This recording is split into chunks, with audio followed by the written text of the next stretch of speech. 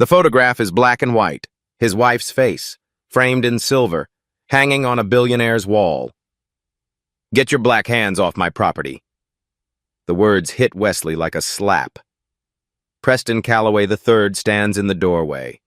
$3,000 suit, eyes cold as old money, looking at Wesley the way a man looks at dirt on his shoe.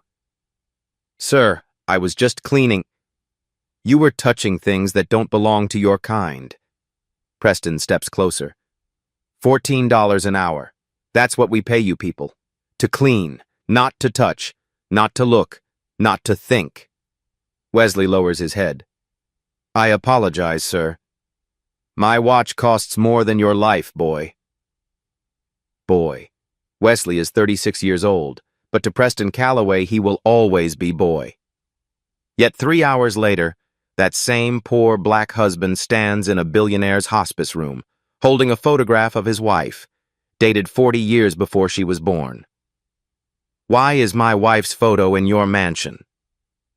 The dying billionaire's answer will shatter everything. His marriage, his identity, and a murder buried for 40 years.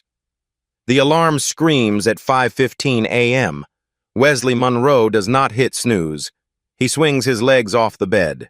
The floor is cold beneath his bare feet. The apartment is quiet except for the hum of the old refrigerator in the kitchen. Beside him, his wife Denise sleeps with one hand resting on her belly. 7 months pregnant. Their first child. A daughter they have already named in whispered conversations late at night. Wesley stands in the bathroom, splashes cold water on his face, studies his reflection in the cracked mirror, hands rough from years of bleach and industrial cleaners, back straight from pride that refuses to bend. 36 years old. 3 jobs, 60 hours a week. $14.50 an hour. He is not building a career. He is building a nursery in his mind, one paycheck at a time. In the kitchen, he starts the coffee maker. The machine gurgles and hisses, filling the small space with the smell of cheap grounds. Denise appears in the doorway, wrapped in a faded blue robe, rubbing sleep from her eyes. "You're up early," she says. Her voice is soft with morning. "Always am." She waddles to the table, one hand supporting the small of her back. He pours her decaf. The doctor's orders she pretends to hate. She makes a face but drinks it anyway. "Big estate job today?" she asks. Wesley nods. "Calloway Place, out past the old mill district. The agency says it's a one-day job. Good money if they like my work." "Fancy people?" "The fanciest. Old money, the kind that builds hospitals with their name on the door." Denise wraps both hands around her mug. "Just be careful. Those kinds of people, they look at us different." Wesley reaches across the table, takes her hand. "I've been invisible my whole life, Denise. I know how to move through their world without making waves." She squeezes his fingers, then reaches up to fix his collar. A ritual they have performed 1,000 mornings. He adjusts the pillow behind her back. She smooths the wrinkle on his sleeve. Small gestures, a language only they speak. "Promise me you'll be careful," she says. "It's just cleaning, dusting shelves, polishing silver."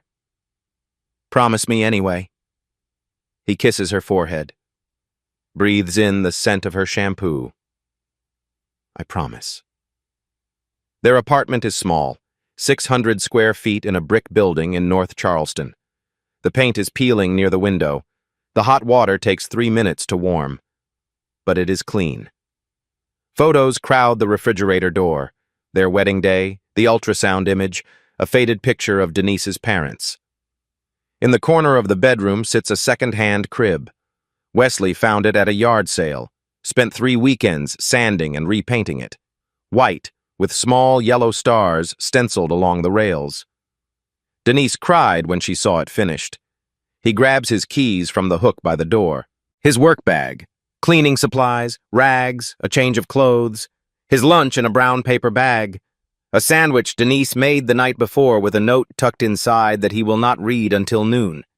At the door, he pauses, looks back at his wife. "I was a late adoption," Denise says suddenly. The words seem to surprise even her. Wesley frowns. "What?" "8 months old when Ruth and James took me in. Most babies get adopted right away. But I was 8 months. She stares into her coffee. Mama Ruth always said there were complications. Never explained what that meant. Wesley returns to the table, kneels beside her chair. Why are you thinking about this now? Her hand moves to her belly. I don't know. Maybe because of her. Our daughter. I keep thinking about where she comes from. Her history. What we'll tell her someday. Wesley covers her hand with his. Her history is us, you and me. The life we're building. That's all she needs to know. Denise smiles, but something flickers behind her eyes. A shadow Wesley does not recognize. Something old, something buried. Go, she says. You'll be late. He kisses her once more, then steps out into the gray morning. The drive through Charleston takes 40 minutes. Wesley passes the historic district with its pastel mansions and wrought iron gates, past the waterfront where tourists snap photographs of the harbor, past the old neighborhoods where his grandmother lived before the developers came with their money and their bulldozers. He passes estates with driveways longer than the street he grew up on, houses worth more than he will earn in 10 lifetimes. Wesley does not feel envy. He feels purpose. Every dollar has a destination. Diapers, formula, a crib mattress that passed safety standards, maybe someday a down payment on something with a yard, a swing set, a place where his daughter can run. He is not building wealth. He is building safety, stability, a foundation his daughter can stand on. The Callaway estate appears through a canopy of ancient oak trees. Spanish moss hangs from the branches like gray curtains. The main house sits at the end of a quarter-mile driveway. White columns, black shutters, a porch that wraps around 3 sides. Wesley pulls around to the service entrance, signs the gate log with his name and the time, 9:14 a.m. Just another rich house, he tells himself. He has no idea what is hanging on the wall inside. The housekeeper meets Wesley at the service door. She is white, mid-50s, with steel-gray hair pulled into a tight bun. Her face looks like it has forgotten how to smile decades ago. You're the cleaner, she says. Not a question. A statement of fact. A classification. Yes, ma'am. Wesley Monroe. The agency sent me. She looks him over. Her eyes travel from his work boots to his canvas bag to his dark skin. Her expression does not change. But Wesley feels the assessment, the judgment, the silent calculation of how much trouble he might cause. Follow me. They walk through a service corridor, plain walls, linoleum floor, the part of the house the family never sees. Then through a door, and suddenly Wesley is in another world. Marble floors, crystal chandeliers, oil paintings in gilded frames, the smell of furniture polish and fresh flowers and money. So much money it has its own scent. The study, the housekeeper says, stopping before a heavy oak door. Third door on the left. Dust the shelves. Polish the frames. Don't touch anything else. Don't open any drawers. Don't move any objects. Just clean what you can see. Wesley nods. He has heard this script before. Different houses, same message. You are here to serve. You are here to clean. You are not here to exist as a person. The family? Mr. Preston Callaway is in the East Wing. Do not disturb him. Do not approach him. If he speaks to you, answer briefly and return to your work. Yes, ma'am. Yes. She turns and walks away. Her footsteps echo on the marble. Then silence. Wesley pushes open the study door. The room smells of lemon polish and leather and old money. Dark wood paneling covers every wall. Leather chairs flank a fireplace that probably has not been lit in years. Books line the shelves. Leather-bound volumes with gold lettering. arranged by color rather than subject. Decoration, not literature. Wesley begins his work. Baseboards first, running his cloth along the edges where dust collects. Then the window sills, careful not to disturb the heavy velvet curtains. Then the shelves, working methodically around objects that cost more than his monthly rent. He moves to the wall of framed photographs. Family history on display. Black and white images of men in stiff suits and women in pearls. Factory openings with ribbon-cutting ceremonies. Politicians shaking hands with Callaways across 3 generations. A visual record of power accumulated and preserved. Wesley's cloth moves from frame to frame. Gold frames. Mahogany frames. Frames that probably cost more than his car. Then his hand stops. One frame is different from the others. Silver, not gold. Newer. Set apart from the family gallery like a secret someone could not bear to hide completely. Wesley leans closer. A black and white photograph. A young black woman, early 20s. She sits on what looks like a garden bench, surrounded by blooming roses. Her head tilts slightly to the left. A soft smile plays on her lips. Not posed, but genuine. Caught in a moment of private happiness. A string of pearls circles her neck. Simple, elegant. The kind of pearls a man gives to a woman he loves. The brass plate beneath the frame reads, Margaret, 1984. Wesley's breath catches in his chest. He knows this face. He has kissed this face 1,000 times. He has watched this face sleep beside him for 8 years. He has seen this face light up with laughter and crumple with tears and glow with the news of their first child. The cheekbones, sharp and elegant, the slight tilt of the head. A habit Denise has never been able to break.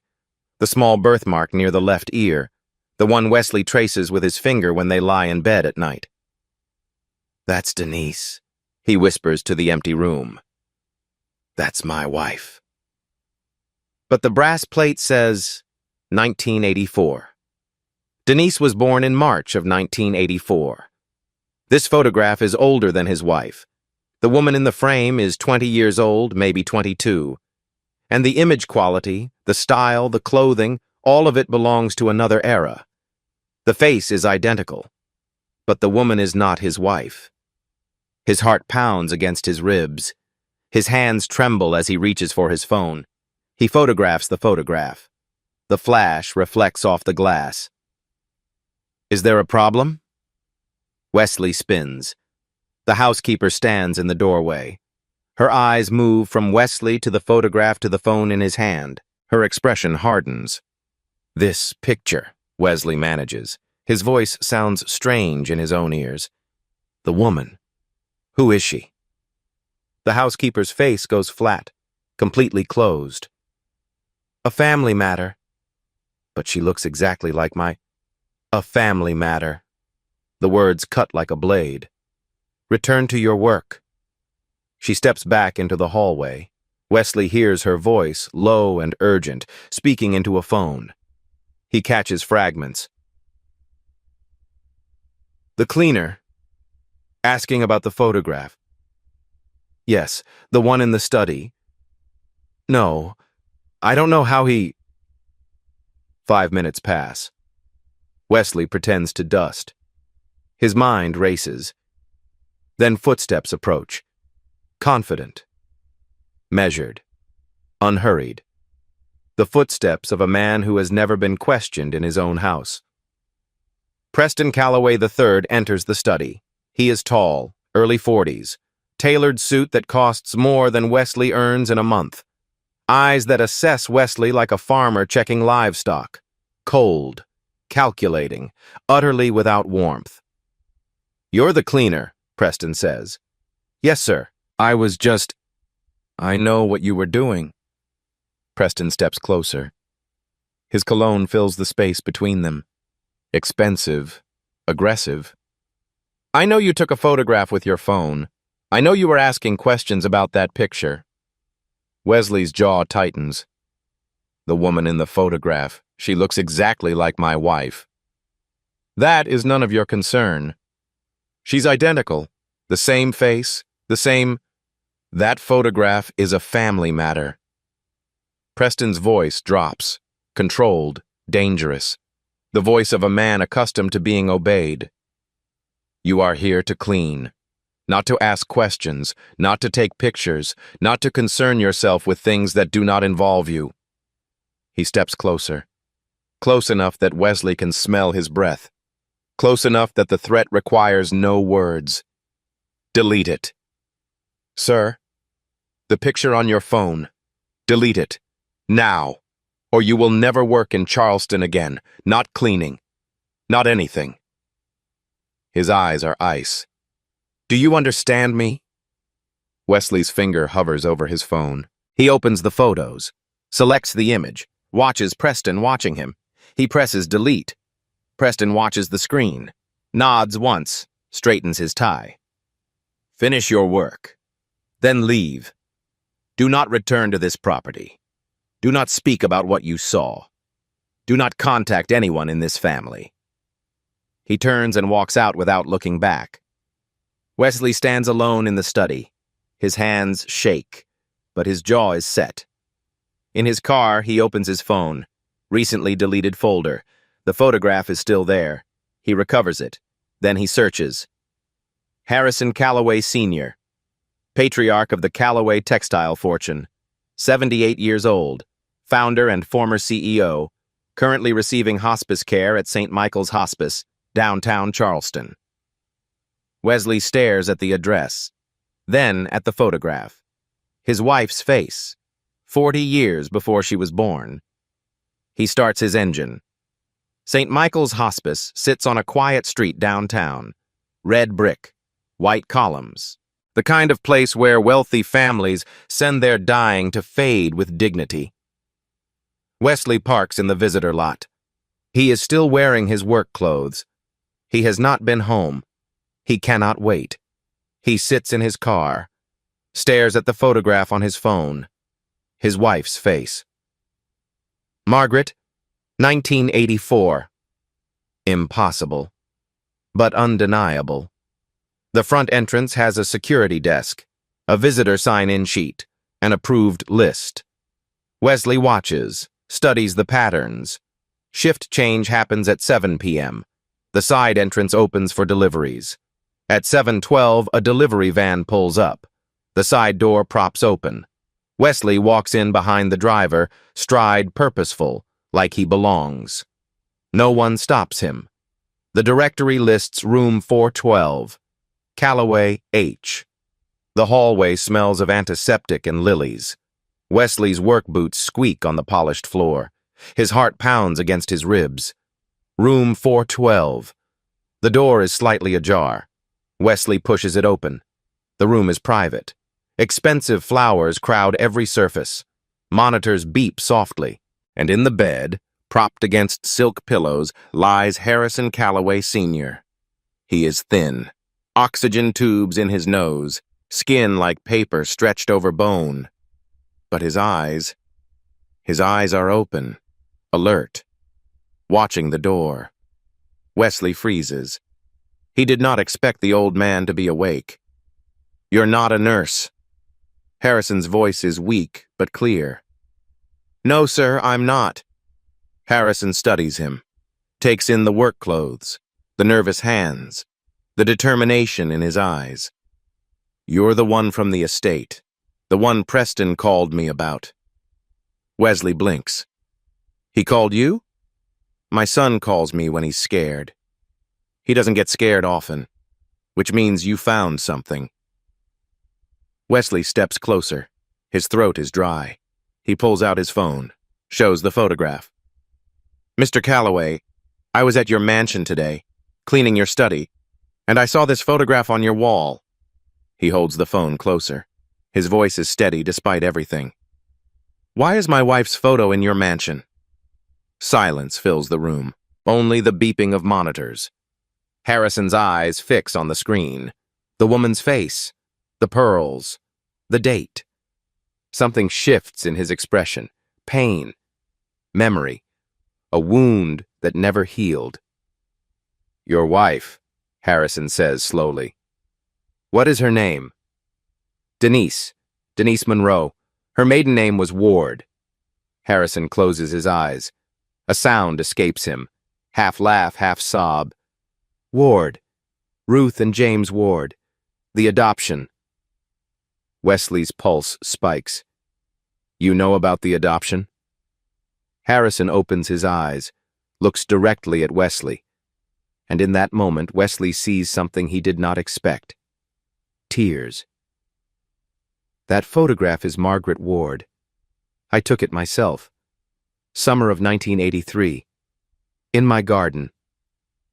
Beat. Wesley does not breathe. I loved her, Mr. Monroe. For 3 years, I loved her. She was my secretary. She was everything my wife was not. And she loved me back. Beat. In March of 1984, she gave me a daughter. The words hang in the air. Wesley feels the floor tilt beneath him. Harrison's voice drops to a whisper. Your wife, Denise, is my daughter. Wesley's legs buckle. He grabs the bed rail. The room spins.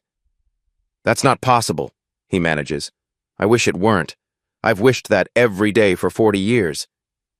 But Denise was adopted. Her parents were Ruth and James Ward. They raised her, Harrison interrupts. But they didn't create her. Margaret and I did. Wesley struggles to breathe. 1,000 questions crowd his mind. Why? Why was she hidden? Why didn't you? Harrison's hand shoots out, grips Wesley's wrist with surprising strength. Listen to me. What I'm about to tell you could get you killed.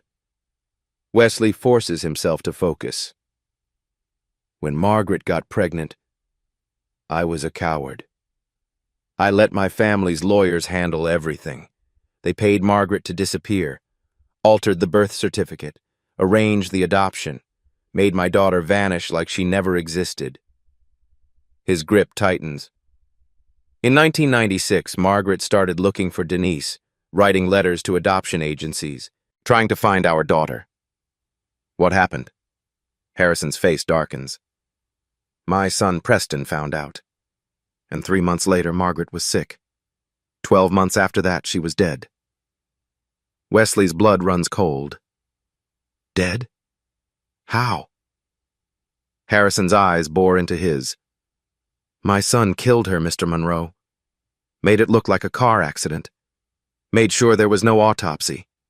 Had her cremated within 24 hours. Silence. Only the monitors beeping. And if you keep asking questions, Harrison whispers, he will kill you too. Wesley cannot speak, cannot move. Harrison releases his wrist, reaches under his pillow, pulls out a worn envelope. I've kept this for 20 years, waiting for someone brave enough to use it. Inside, a photograph of Margaret in a hospital bed holding a newborn baby. On the back, handwritten, My Girls, March 3rd, 1984. And a letter, in Harrison's own hand. Denise Ward is my biological daughter. The birth certificate was altered on my family's orders. May God forgive me. Footsteps in the hallway. Approaching. Go, Harrison urges. Preston has people everywhere. Don't come back here. Wesley pockets the envelope, moves toward the door. Harrison's final words follow him out. Tell my daughter, I'm sorry I never got to hold her again. Wesley drives home in a daze. Streetlights blur past. His hands grip the wheel until his knuckles turn white. Harrison's words echo in his mind. Your wife is my daughter. My son killed her. He parks outside their apartment, sits in the darkness, tries to breathe. Inside, Denise is asleep on the couch, one hand on her belly. The television murmurs softly. Wesley touches her shoulder. Denise, we need to talk. She wakes slowly, sees his face, sits up. What happened? You look... Kitchen. Now. They sit at the table. Wesley lays out everything. The photograph from the mansion, the hospital photograph Harrison gave him, the handwritten letter. Denise reads. Her hands tremble. Her hands. The color drains from her face. This says I'm his daughter. The billionaire. Yes. And my mother? My real mother? Wesley hesitates. Then, Harrison says Preston killed her. Made it look like an accident. Denise goes still. Completely, terrifyingly still. Then she stands, walks to a drawer, returns with an envelope. Mama Ruth gave me this before she died, she says. Made me promise never to show anyone, not even you. She hands it to Wesley. Inside, a letter in shaky handwriting. My dearest Denise, if anyone ever comes asking about your real parents, run. Don't look back. Don't ask questions. They are dangerous people. They killed her, baby. They killed your real mother. And if you find them, they will kill you too. I love you more than life. Stay safe. Mama Ruth. Wesley looks up. She knew. Ruth knew everything. She was right. Denise's voice rises. And now you've walked straight into it. But we have proof. Proof! Denise explodes. Harrison Calloway is dying. He gave you a piece of paper. His son has lawyers, money, power, and apparently no problem killing people. She is shaking now, tears streaming. And you want to fight that? With what, Wesley? With what? With the truth. Don't you want to know who you are? The question hangs between them. Denise's voice drops to a whisper. I know who I am. I'm your wife. I'm carrying our daughter. That's who I want to be. Not some billionaire's secret mistake. Not a dead woman's ghost. Denise, if you keep going, you're on your own. I won't watch you get killed. I won't let our daughter grow up without a father. She walks to the bedroom. The door closes. The lock clicks. Wesley sits alone at the kitchen table. The evidence spread before him. Ruth's warning, his wife's ultimatum. He looks at the photograph. Margaret's face, Denise's face, the same eyes. He knows he should stop. The smart thing is to walk away. But Wesley Monroe has never been smart. He has just been stubborn. He opens his laptop, types, Charleston County Archives. Somewhere in this city, a woman named Margaret Ward was erased. Her daughter was stolen. Her murder was covered up. Wesley Monroe is going to prove it, even if it kills him. 1 week passes. Wesley sleeps on the couch. Denise speaks to him, but barely. A cold distance fills their small apartment. She makes his coffee in the morning. He leaves before she wakes. They orbit each other like strangers. Wesley needs help. He cannot navigate decades of buried records alone. The Charleston County Archives building is old, brick and limestone, the kind of government building where secrets go to gather dust. Wesley stands in the lobby, overwhelmed. Filing cabinets stretch in every direction. Computers hum with databases he does not understand. A woman approaches, mid-50s, gray hair pulled back, reading glasses on a chain around her neck. You look lost, she says, not unkindly. I'm looking for someone. A woman named Margaret Ward, records from 1984. The woman's eyes sharpen. Margaret Ward. I know that name. She worked for the Calloways, didn't she? Wesley's guard rises. How do you know that? Honey, I worked in these archives for 30 years. I know every skeleton in every closet in this county. She extends her hand.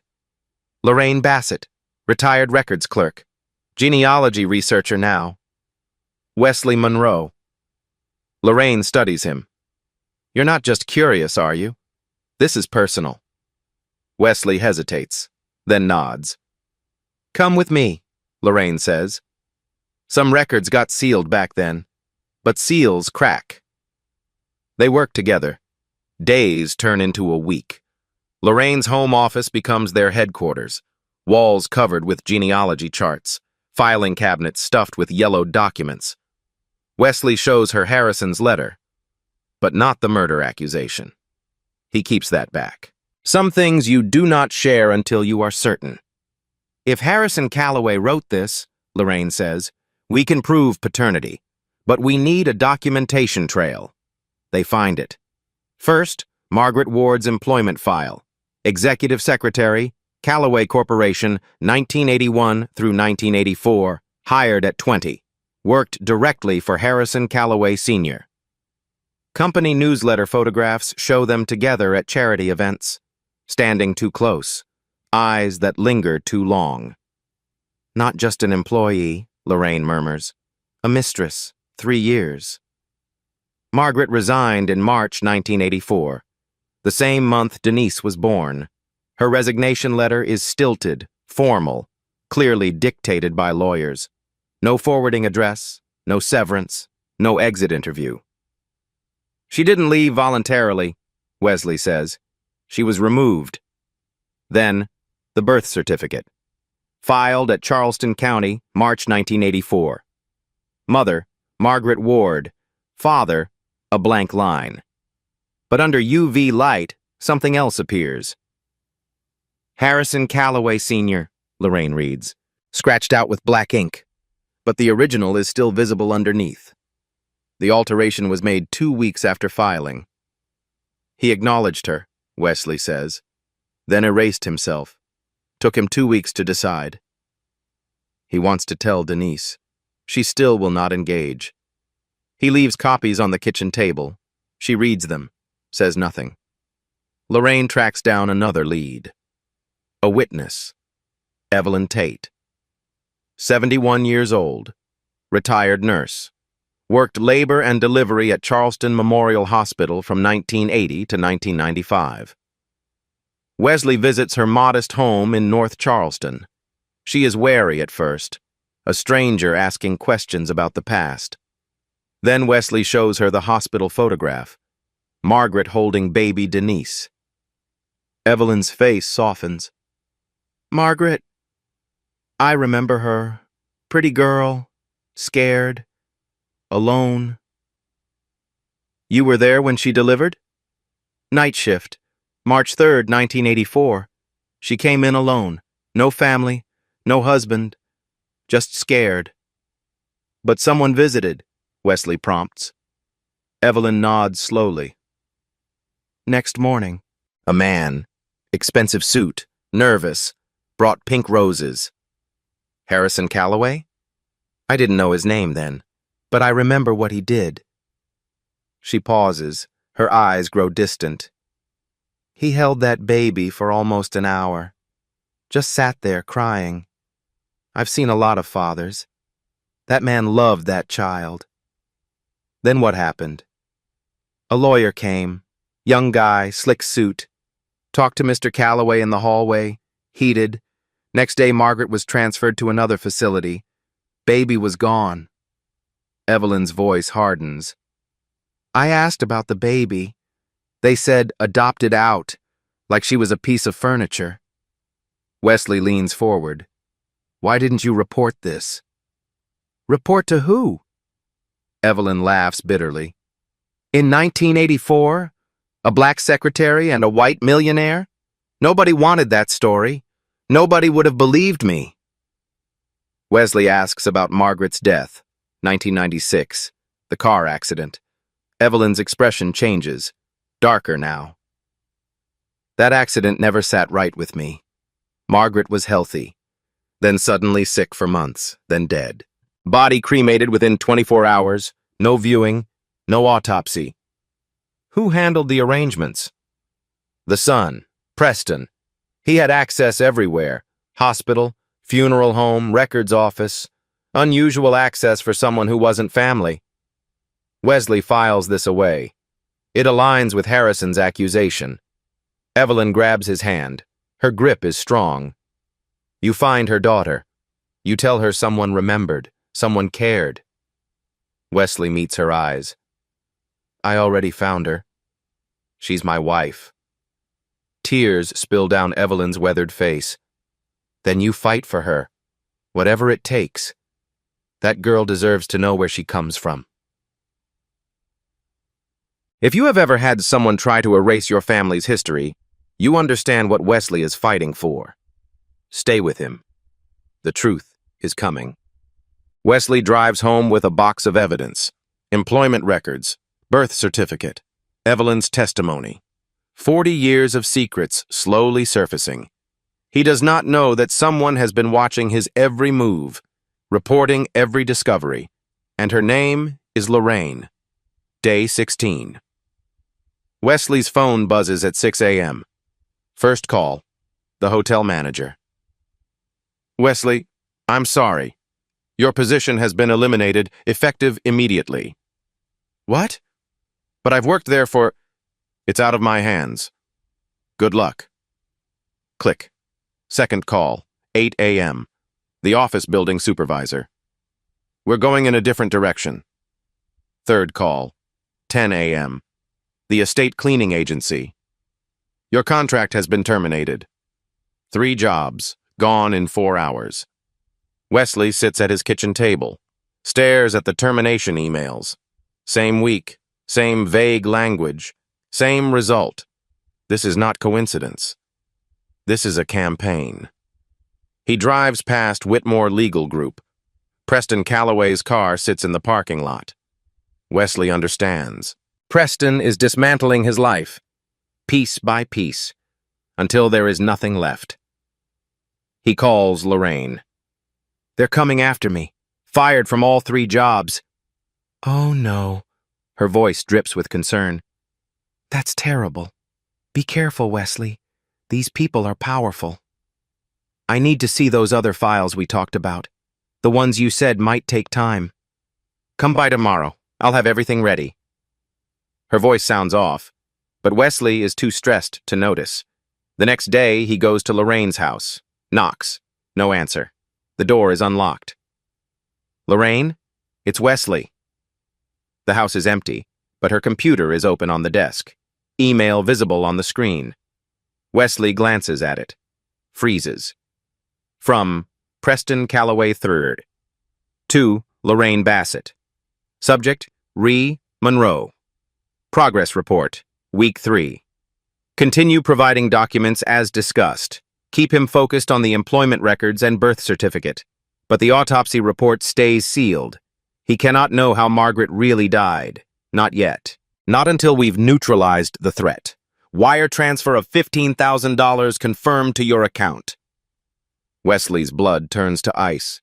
He scrolls through the emails. Weeks of correspondence. Every discovery he made, reported within hours. Every question he asked, documented and sent to Preston. She was never helping him. She was handling him.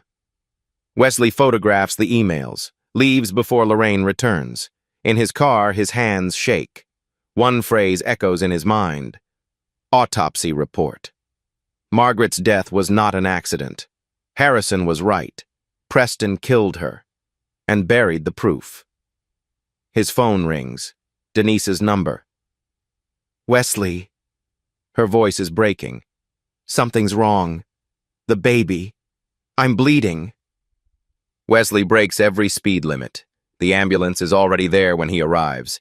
Denise on a stretcher. Paramedics working around her. Preterm labor, one of them says. Stress-induced. We need to move. Wesley rides with her, holds her hand, prays for the first time in years. Charleston Women's Hospital. Emergency room. Hours of waiting. Finally, a doctor emerges. We've stabilized her. The baby is okay. For now. Wesley nearly collapses. But her blood pressure is dangerously high, the doctor continues. She needs complete rest. Whatever stress is causing this, it has to stop. Wesley enters her room. Denise is pale, exhausted, hooked to monitors. She looks at him, not with anger, with fear. I thought I was going to lose her, she whispers. You didn't. You're both okay. This has to stop, Wesley. Whatever you're doing, it has to stop. He wants to argue. but looking at his wife, at his unborn daughter's heartbeat on the monitor, he cannot find the words. "I know," he says. She closes her eyes, falls asleep. Wesley sits in the chair beside her. His phone buzzes. Unknown number. A text. "Walk away now. This is your only warning." He deletes it, but his hands are shaking. Wesley faces the same representatives of the Calloway family's interests at every turn. Through their attorneys at Whitmore Legal Group, the family declined to comment on any allegations, stating only that the Calloways have always conducted their business and personal affairs with integrity. Hospital room. 3 a.m. Wesley sits in a plastic chair, has not moved in hours. Cold coffee in his hand, eyes fixed on the heart monitor. Beep, beep, beep. Denise sleeps. The lines on her face have softened, but Wesley cannot forget how she looked in the ambulance, the fear, the blood, the way she whispered their daughter's name like a prayer. He runs through his inventory of losses. 3 jobs, gone. No income. Rent due in 2 weeks. An ally who was a traitor. Every secret he shared sold for $15,000. A wife who almost lost their baby because of him, because he would not stop. No one to trust, no one to call, no one coming to help. The thought spirals, darkens. I should have listened to her. Should have stopped. Wesley walks to the window. Charleston sleeps below. Streetlights glow orange. Somewhere out there, the Calloway estate sits in darkness. Somewhere out there, Preston Calloway thinks he has won. Wesley sees his reflection in the glass, exhausted, broken, alone. He reaches for his phone, ready to call Diane Crawford, the attorney he researched, and tell her it is over. Then he stops. A memory surfaces. James Ward, Denise's adoptive father. Wesley met him once, briefly, before he died. James had been a quiet man, worked 30 years in the shipyard, raised a daughter who was not his by blood but was his in every way that mattered. Wesley had asked him for Denise's hand. Old-fashioned, maybe, but James was an old-fashioned man. "A Monroe doesn't run from the truth," James had said. "A Monroe runs toward it." Wesley had laughed nervously.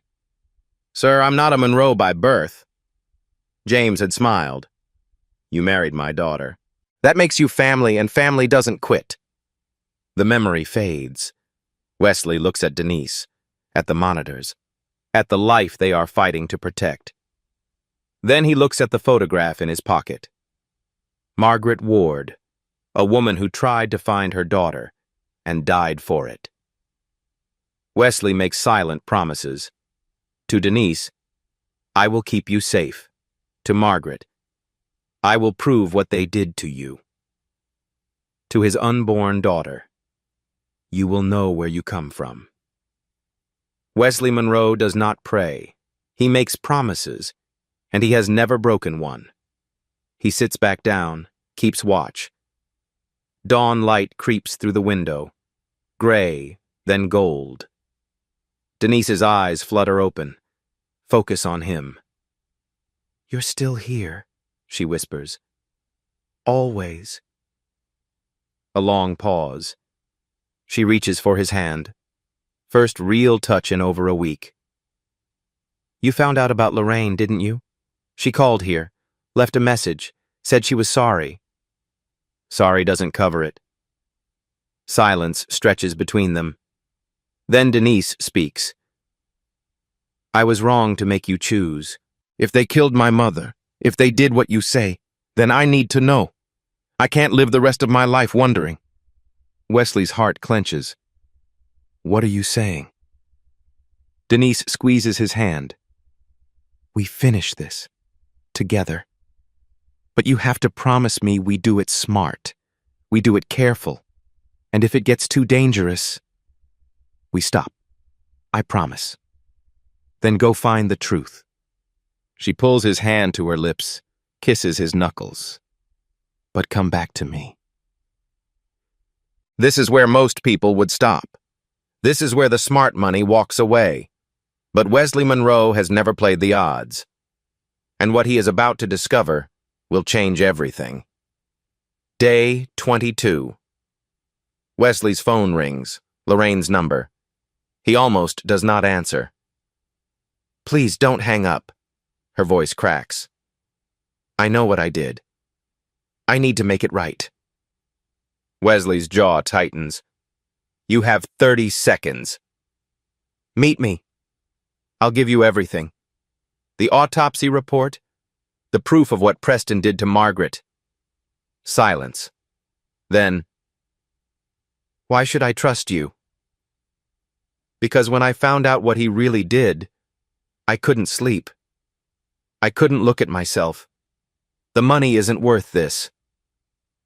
Wesley meets her at a coffee shop. Neutral ground. Lorraine looks 10 years older. Guilt has hollowed her cheeks, darkened the circles under her eyes. She slides an envelope across the table. Wesley does not touch it. "Talk first." Lorraine takes a shaky breath. "Preston contacted me 2 years ago. Said he needed someone to monitor anyone who came asking about Margaret Ward. Paid me $50,000 overtime. I thought it was just protecting family reputation. Rich people stuff." She looks down at her hands. "When you showed up, he told me to help you. Give you enough to keep you hooked. But certain files were off limits, especially the autopsy report." "Why?" "I didn't know. Didn't want to know." She meets his eyes. "But last week I looked, and I can't unknow what I saw." Wesley opens the envelope. A medical examiner's report. Margaret Ward, August 14th, 1996. Official cause of death. Motor vehicle accident, blunt force trauma. But there is another section. Stamped, sealed. Additional findings. Elevated lead levels in blood. 68 micrograms per deciliter. Toxic threshold is 40. Elevated lead levels in bone tissue consistent with chronic exposure. Estimated duration of exposure, 12 to 18 months. Finding? Death likely resulted from cumulative lead poisoning. Motor vehicle accident was proximate but not sole cause. Report sealed by family request. No criminal investigation initiated. Wesley reads it twice. 3 times. "Lead poisoning," he says. 18 months. Lorraine nods. "It's murder. Slow, deliberate. Almost untraceable, unless someone looks. Preston poisoned her. In 1995, Margaret started writing to adoption agencies, looking for Denise. Preston found out." Wesley's hands shake. "Why didn't she tell anyone? Go to a doctor?" "She did. The doctors told her stress, anemia. The tests that would have caught it were never ordered. Preston knew people at the hospital." Wesley stares at the report. Lead in her food. Lead in her water. 18 months of slow death. Preston Calloway did not silence Margaret Ward. He executed her. Diane Crawford enters the coffee shop. Wesley called her earlier. She reviews the documents. Her face hardens. "This changes everything. We're not just fighting for inheritance, we're exposing a murderer." Wesley looks at Lorraine. "This doesn't forgive what you did." "I know." Tears spill down her cheeks. "I just want it to matter." Day 28. Charleston County Courthouse. The emergency inheritance hearing begins at 9 a.m. Judge Harold Brennan presiding. Gray-haired, sharp-eyed, a reputation for fairness. Wesley and Denise sit at the plaintiff's table. Diane Crawford stands ready. Across the aisle, Preston Calloway III and a team of Whitmore legal attorneys. Expensive suits, confident smiles. Diane presents the evidence. Employment file, birth certificate, nurse testimony. Harrison's letter. The autopsy report. Preston's team objects at every turn. Most evidence is admitted anyway. Then the judge calls for DNA results. Court-ordered test. Chain of custody verified. Results sealed until this moment. Diane stands, opens the envelope. Your Honor, the DNA results. Probability of paternity between Harrison Calloway Sr. and Denise Monroe. She stops, reads again. Her face drains of color. Probability of paternity, 0.01%. Gasps fill the courtroom. Wesley's stomach drops. Denise grabs his hand. Preston smiles. For the first time since this began, he smiles. Your Honor, Preston's attorney rises. The science is clear. There is no biological relationship. This is nothing but a shakedown by opportunists. Judge Brennan's face is grim. Based on the DNA evidence presented, the court finds the paternity claim unsupported. Case dismissed. The gavel falls. Wesley cannot move, cannot breathe. Preston walks past them, pauses, leans close. I told you to walk away, he whispers. You should have listened. He straightens his tie, walks out. Denise buries her face in Wesley's chest, crying. Everything they fought for, gone. Outside the courthouse, Wesley sits on a bench, numb. His phone rings, unknown number. Mr. Monroe, this is Evelyn Tate. Mrs. Tate, it's over. We lost.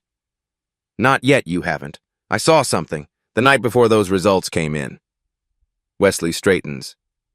What did you see? My sister works security at the medical center. She showed me the parking garage footage. The night before your results were announced, Preston Calloway met someone in that garage. Who?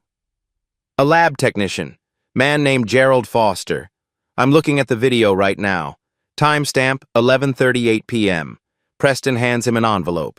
You can see the cash inside. Clear as day. Wesley's heart pounds. He bribed the lab. I'm sending you the video. Wesley forwards it to Diane Crawford immediately. She files an emergency motion. Evidence tampering. Demand for independent DNA testing. Judge Brennan is furious. Corruption in his courtroom. He grants the motion immediately. New test. Independent laboratory. Court-supervised chain of custody. No Calloway access. 1 week later. Day 35. Results arrive. Diane reads them aloud. Her voice steady now. Probability of paternity between Harrison Calloway Sr. and Denise Ward Monroe, 99.98%. Wesley exhales. Denise squeezes his hand. We request the case be reopened, Diane says. Preston's attorneys scramble. Object, demand delays. Judge Brennan cuts them off. The original test was compromised by criminal tampering. The new evidence stands. Preston rises. Your Honor, my father is incapacitated. He cannot confirm or deny. The courtroom doors swing open. A wheelchair, an oxygen tank, and Harrison Calloway Sr., not unconscious, not unresponsive, awake, alert. A hospice nurse pushes him down the center aisle. Every head turns, every voice falls silent. Preston goes pale.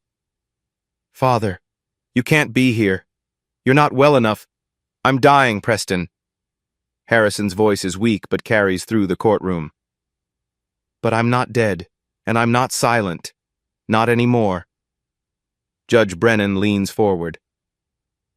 Mr. Calloway, are you here to provide testimony? I am, Your Honor. The nurse wheels him to the witness area. Harrison's eyes find Denise. He has not seen his daughter in 40 years. Tears stream down his weathered face. You look just like her, he whispers. Just like Margaret. Denise is crying too. Why? Why did you abandon us? Harrison's voice breaks. Cowardice. Weakness. I told myself I was protecting you. I was protecting myself. From scandal. From my family. From facing what I'd done. He straightens in his chair, turns to face the court. In 1984, I had a daughter with a woman named Margaret Ward. I loved Margaret. I was too weak to protect her. My family's lawyers arranged everything. They paid her to disappear, altered the birth certificate, erased my daughter from existence. His voice hardens.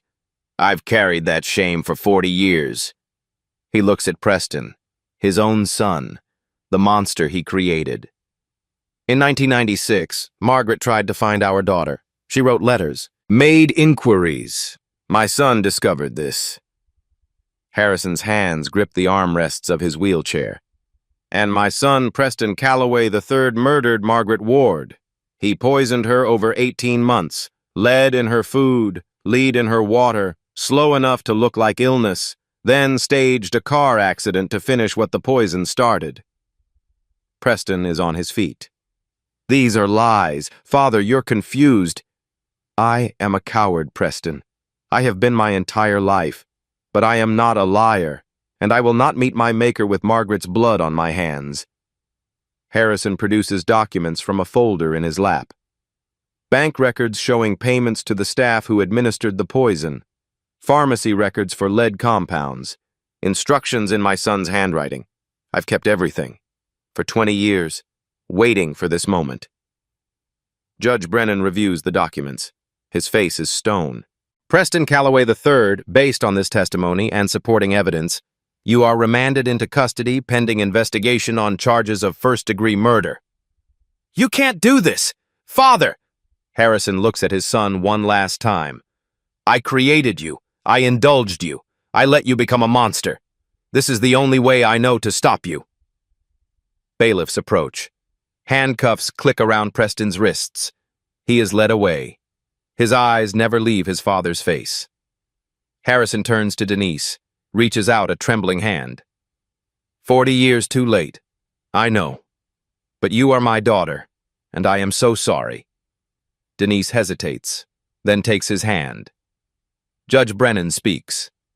The court recognizes Denise Ward Monroe as the biological daughter of Harrison Calloway Sr. and rightful heir to her portion of the Calloway estate. The gavel falls. Wesley holds his wife as she shakes with sobs. It is over. 6 months later. A small house in North Charleston. Not a mansion. Wesley refused to move to the estate. That house has too many ghosts, he said. Denise agreed. The living room is modest, clean, filled with light. And on the wall, in an ornate silver frame, hangs the photograph. Margaret Ward, summer 1983. Young, beautiful, full of hope. The brass plate now reads, Margaret Ward, beloved mother, 1961 to 1996. Denise stands before it, holding a baby, 3 months old, dark eyes, soft curls. Her name is Margaret Ruth Monroe, for both mothers, the one who gave her life and the one who raised her. Harrison died 3 weeks after the trial. Peaceful. Denise was at his bedside.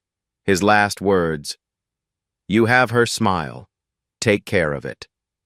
Preston awaits trial for first-degree murder. No bail, no visitors. Lorraine Bassett testified for the prosecution. She lives quietly now.